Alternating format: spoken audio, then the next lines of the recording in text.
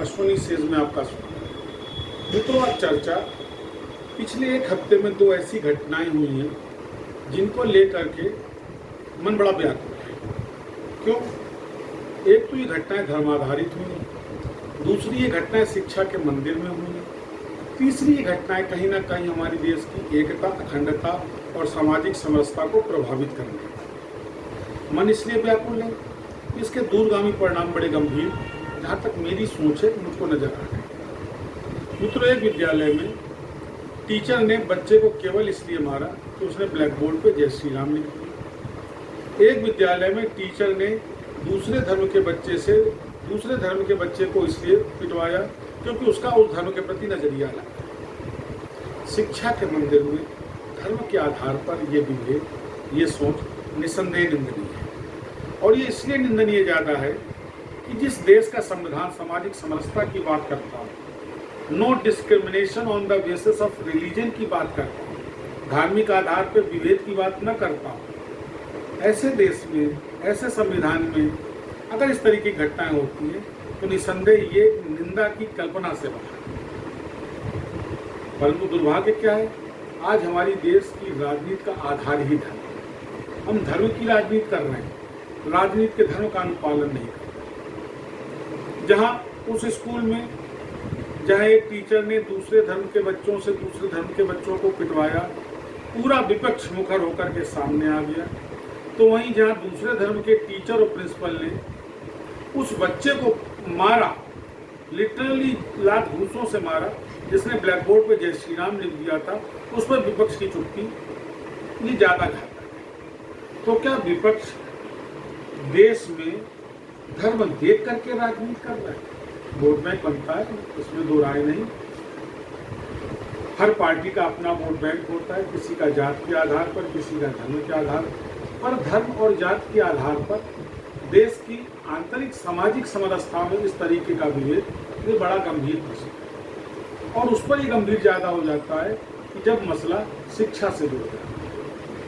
आप समझ सकते हैं, जब शिक्षा क्षेत्र में ये अलगाव, सोच में ये दुराभाव उत्पन्न हो गया है, तो सामान्य जीवन में क्या होगा? यह जानते हुए कि देश की 28 करोड़ प्लस माइनस की आबादी अल्पसंख्यक है। मजाक देखिएगा, 140 करोड़ की आबादी के देश में 17 से 22% की आबादी जो है वो अल्पसंख्यक है। किस बात का इंतजार कर रही है सरकार?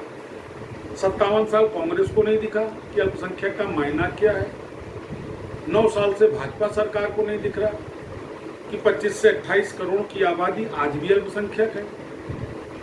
रेसिज्म किसे कहते हैं? क्या रेसिज्म की कोई अतिरिक्त परिभाषा होती है? क्या रंग भेद की ही नीति होती है? क्या जाति धर्म और की नीति नहीं होती है? ये अलगाव की सोच क्यों? उस संविधान में जो स्पष्ट इनकार करता है ऐसी किसी भी व्यवस्था को, जिस संविधान की भूमिका में लिखा हो there should be no discrimination on the basis of caste, creed, sex, religion and casteism, वहां पर हम राजनीति का आधार धर्म को बना रहे हैं, वहां राजनीति का आधार हम जाति को बना रहे हैं। अब ये तथाकथित बड़ा कद्दावर नेता जो केवल जात की राजनीति करता है, उसको भाजपा ने अपनी गोद में बैठा लिया। वो नेता जो कल तक भाजपा को गाली बकता था, आज वो भाजपा की गोद में बैठ के भाजपा की तारीफ पर, आप समझ सकते हैं क्या चरित्र है। यही तो कांग्रेस करती है, अपने वोट बैंक के लिए, अपनी सत्ता लोलुपता के लिए ऐसे लोगों को स्वयं में शामिल करना, ऐसों को बढ़ाना। अब वही अगर भाजपा के भी क्षेत्र में शामिल हो जाएगा तो मित्रों समझ सकते हैं स्थितियां कितनी घातक और गंभीर है। और ये एक उदाहरण नहीं है। हम कपिल मिश्रा की बात कर लें, भाजपा के एक तथाकथित बड़े प्रवक्ता की बात कर लें जिनका नाम गौरव भाटिया है, जो कल तक खुल करके भाजपा का विरोध करते थे, भाजपा के नेताओं के लिए अपशब्द का उपयोग करते थे, और जब से वो भाजपा की गोद में बैठी आज वो सच्चरित हो गए। यही कांग्रेस करती थी। 2014 याद करिए मित्रों, यही ईडी और सीबीआई को भाजपा जो है पालतू तोता बनाती थी। आज क्या है? लेकिन इससे ज्यादा गंभीर मुद्दा ये है कि जब शिक्षा के मंदिर में जात तो धर्म के आधार पर छात्रों के साथ इस तरीके का दुर्व्यवहार होगा, इस तरीके का बर्ताव होगा, तो आप समझ सकते हैं कि देश किस तरफ अग्रसर है।